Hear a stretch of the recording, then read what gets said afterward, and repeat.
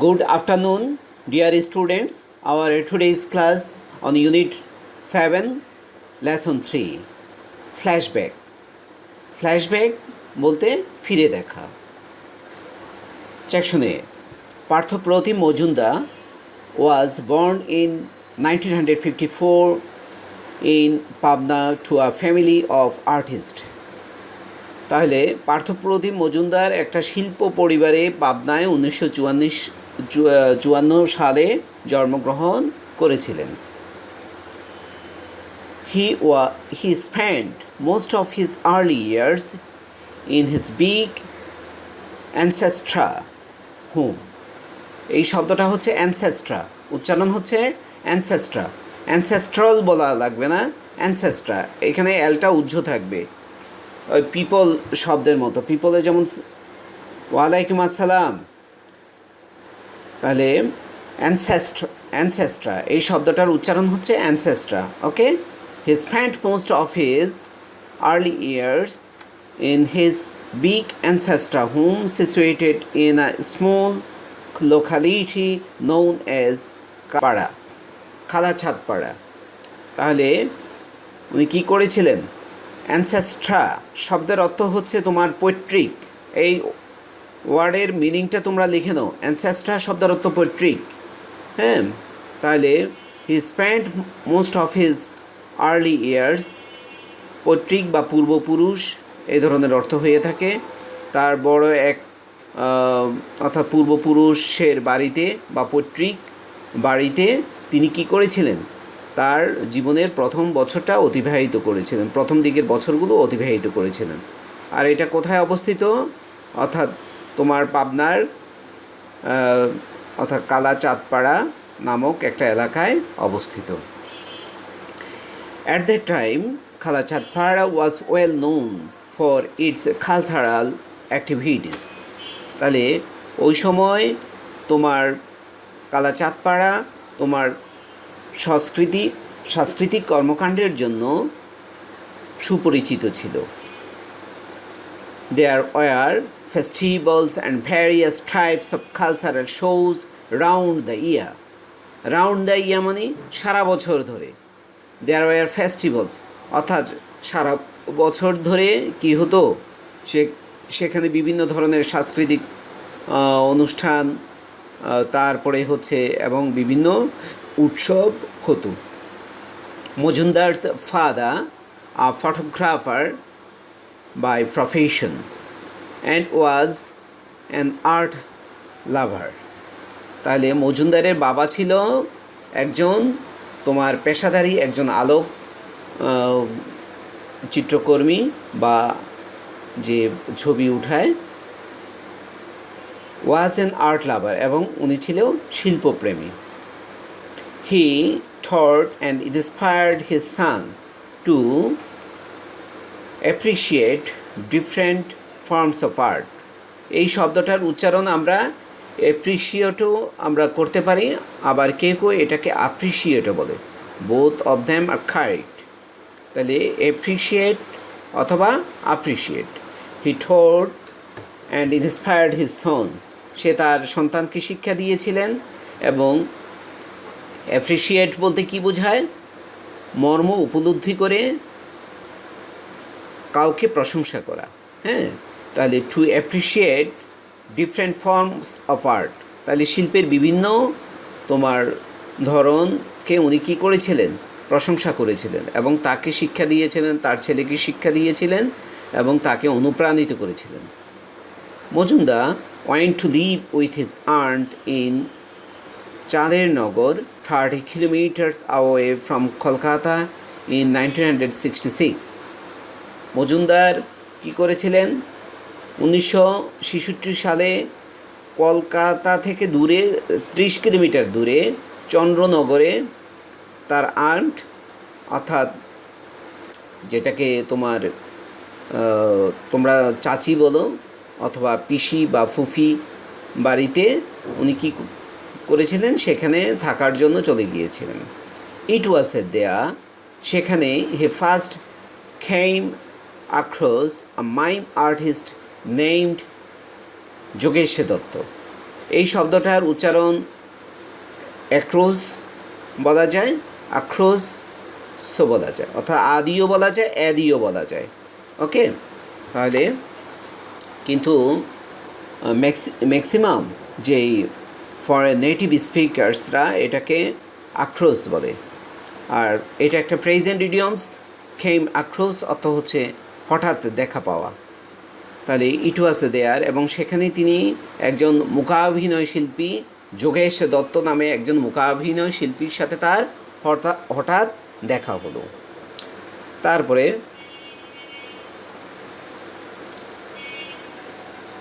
the way Datta narrated stories without uttering a single word, Mojumdar left Mojumdar spellbound. তাহলে যেভাবে দত্ত কী করেছিলেন, অর্থাৎ without আটার মানে উচ্চারণ করা বা বলা, অর্থাৎ একটা শব্দ না বলে যিনি কি দত্ত যেভাবে অর্থাৎ কথাগুলো বর্ণনা করে যেতেন, অর্থাৎ গল্পগুলো বর্ণনা করতেন, ন্যারেট শব্দের অর্থ বর্ণনা করা। লেফট মজুমদার স্পেল বাউন্ড মানে মুগ্ধ। এটার সিনোনিম হচ্ছে ফ্যাসিনেটেড। এই শব্দটার সিনোনিম হচ্ছে ফ্যাসিনেটেড। ওকে, তাহলে তিনি দত্ত যেভাবে গল্পগুলো একটা শব্দ উচ্চারণ করা ছাড়া উনি বর্ণনা করে যেতেন, আর মজুমদার কী হয়ে যেতেন, উনি মুগ্ধ হয়ে যেতেন। He took lessons on mime from Dutta in his mime academy in Kolkata from 1966 to 1972, 1966 সাল থেকে 1972 সালে। তাহলে তিনি কি করেছিলেন, অর্থাৎ এই মূকাভিনয় একাডেমি থেকে উনি দত্ত থেকে উনি পাঠ গ্রহণ করেছিলেন।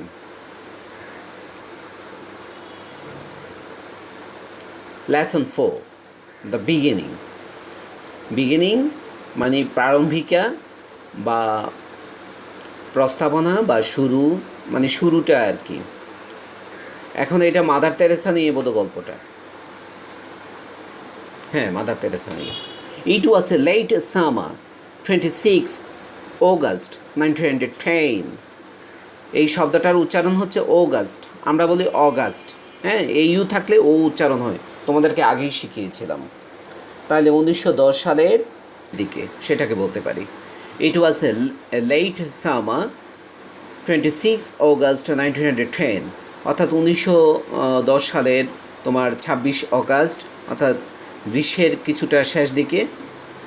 A little girl was born to a rich Catholic merchant's family of Albanian descent in a small town called Skopje, Macedonia. তাহলে একটা ছোট্ট বালিকা একটা ধনী ক্যাথলিক তোমার বণিক পরিবারে, মার্চেন্ট মানে বণিক বা সওদাগর পরিবারে উনি জন্মগ্রহণ করেছিলেন। তারা ছিলেন আলবেনিয়ান বংশের, ডিসেন্ট মানে বংশ। ইন আ স্মল টাউন, একটা ছোট্ট শহরে, স্কপজি নামে একটা ছোট্ট শহরে, ম্যাসেডোনিয়া। এখানে ইউনিট 7-এর লেসন 4 99 পৃষ্ঠা বোধহয়। She was the youngest of 3 siblings. তাহলে 3 ভাই বোনের মধ্যে তিনি ছিলেন। She was the youngest of 3 siblings, অর্থাৎ 3 ভাই বোনের মধ্যে তিনি ছিলেন সবচেয়ে কনিষ্ঠা। And was named Agnes Gonaksa Bujaksi, এবং তার নাম ছিল তোমার অ্যাগনিস গোনাক্সা বুজাক্সিও। Who could imagine at that time, আর ওই সময় কে কল্পনা করতে পারত, that this a little girl would one day become the mother of humanity, loving and serving the poorest of the poor. তাহলে ওই সময় কে কল্পনা করতে পেরেছিল যে এই ছোট্ট বালিকাটাই কি হবে, অর্থাৎ মানবতার একজন মাতা হবে। Loving serving the poorest of the পুর, অর্থাৎ যারা সবচেয়ে গরিব তাদেরকে উনি সেবা করবে, তাদেরকে ভালোবাসবে, সেটাকেই কল্পনা করেছিল। Yes, we are talking about none other than Mother Teresa. তাহলে আমরা মাদার তেরেসা ছাড়া আর কারো কথাই এখন বলছি না। At the age of 12 she heard a voice from within that urged her to spread the love of Christ. এই শব্দটার উচ্চারণ হচ্ছে খ্রাইস্ট, তোমরা দেখে নাও। তাহলে 12 বছর বয়সে she heard a voice, তিনি একটা কণ্ঠস্বর শুনেছিলেন, ফ্রম উইদিন, আর তার থেকে দ্যাট আর্জড হার, আর্জ বলতে এখানে সমর্থন করা, আর্জড হার বা তাড়িত করা, দুটো অর্থ হয়। এটা হচ্ছে সমর্থন করা অথবা তাড়িত করা। এটা লিখে নাও, ড্রাইভ, ড্রাইভ মানে তাড়িত করা। Urged her to spread the love of Christ, আমরা খ্রিস্ট বলি, এটার উচ্চারণ হচ্ছে খ্রাইস্ট। খ্রাইস্ট অর্থাৎ খ্রিস্টের ভালোবাসাকে ছড়ানোর জন্য, অর্থাৎ তাকে তাড়িত করেছিল। শি ডিসাইডেড দ্যাট, তিনি সিদ্ধান্ত করলেন যে she would be a missionary, তিনি একজন ধর্ম প্রচারক হবেন। মিশনারি শব্দের অর্থ ধর্ম প্রচারক। হ্যাঁ, কী বলছো, কোন লাইনে? শি ডিসাইডেড দ্যাট, তিনি সিদ্ধান্ত করলেন যে she would be a missionary. Missionary শব্দের অর্থ ধর্ম প্রচারক, ঠিক আছে? উনি সিদ্ধান্ত করলেন যে উনি ধর্ম প্রচারক হবেন, কিন্তু শেষ পর্যন্ত উনি ওই কাজ করেননি। ধর্ম প্রচারকের কাজ করবে বলে সিদ্ধান্ত করেছিলেন এবং ইন্ডিয়ায় এসেছিলেন। আর লোকজনও প্রথম ভেবেছিল উনি ধর্ম প্রচার করছেন এবং খ্রিস্ট ধর্মে মানুষকে ধর্মান্তরিত করছেন, আর সেই কারণে প্রথম দিকে লোকজন তাকে ইটপাটকেল ছুঁড়ে মারত। হ্যাঁ, তারপরে উনি সেই কাজ করেননি, উনি শেষ পর্যন্ত মানবতার সেবায় উনি তার নিজকে আত্মত্যাগ করলেন। At the age of 18, she left her parental home. Parental মানে পৈতৃক, তার পৈতৃক, আমরা ওইখানে অ্যানসেস্ট্র যে একটা শব্দ বলেছিলাম, ওই শব্দটারই এটার সিনোনিম। তাহলে at the age of 18 she left her parental home, সে তার পৈতৃক ভূমি ত্যাগ করলেন 18 বছর বয়সে। She then joined an Irish community of nuns called the Sisters of Loreto, which had mission in India. তারপরে তিনি তখন কি করলেন? আইরিশ নান অর্থ সন্ন্যাসিনী, অর্থাৎ সন্ন্যাসিনীদের একটা আইরিশ একটা সম্প্রদায়ের সাথে তিনি তখন যোগদান করলেন। আর ওই সম্প্রদায়ের নাম ছিল দ্য সিস্টার্স অফ লরেটো, অর্থাৎ এটা প্রপার নাউন অর্থাৎ নামবাচক একটা সংগঠন, সে কারণে এটার অর্থ করা যাবে না। দ্য সিস্টার্স অফ লরেটো, এই সংগঠনের সাথে উনি কী করলেন? যোগদান করলেন। Which had missions in India, আর এটার ইন্ডিয়ার মধ্যে একটা মিশন ছিল, অর্থাৎ প্রচারের জন্য একটা অভিযান সেটা ছিল।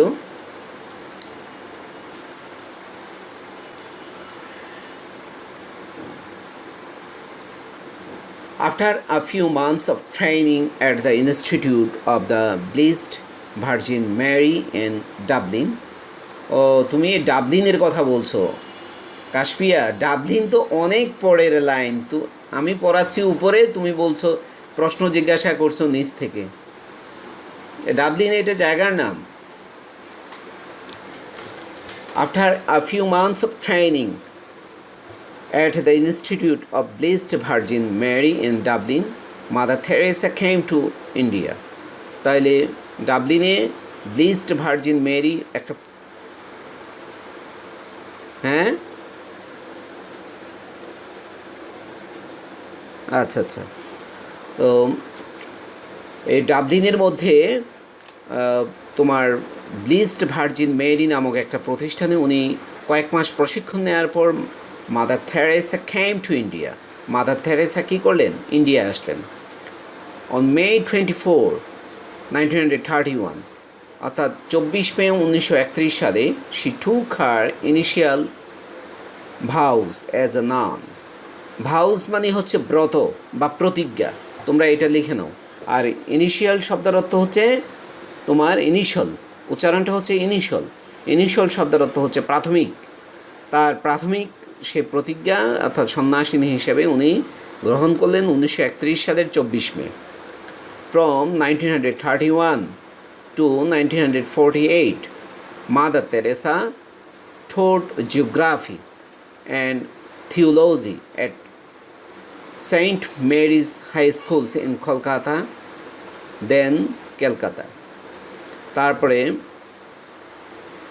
উনি কী করলেন, 1931 থেকে 1948 সালে মাদার তেরেসা ঠোঁট জিওগ্রাফি অর্থাৎ ভূগোল পড়াতেন, অ্যান্ড থিওলজি, এবং থিওলজি বলতে এখানে তাত্ত্বিক বিষয়, at Saint Mary's high school, Saint Mary's high স্কুলে অর্থাৎ কলকাতার সেন্ট মেরিজ হাই স্কুলে তাত্ত্বিক বিষয় এবং ভূগোল বিষয়ে উনি পড়াতেন। হাওয়েভার, তথাপি, the wide spread poverty in Kolkata